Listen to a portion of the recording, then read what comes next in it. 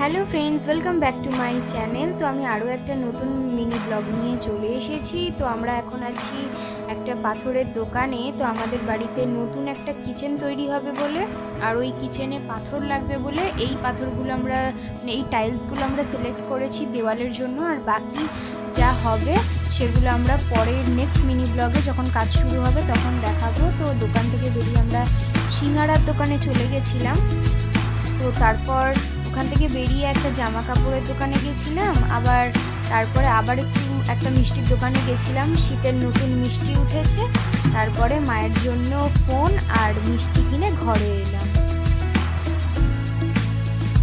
Sorry, একটু বলতে ভুল হয়ে গেল, আসলে ফোন নয়, ফোনের কভার কিনতে গেছিলাম। ফোন তো আমাদের আছে, ফোন এখন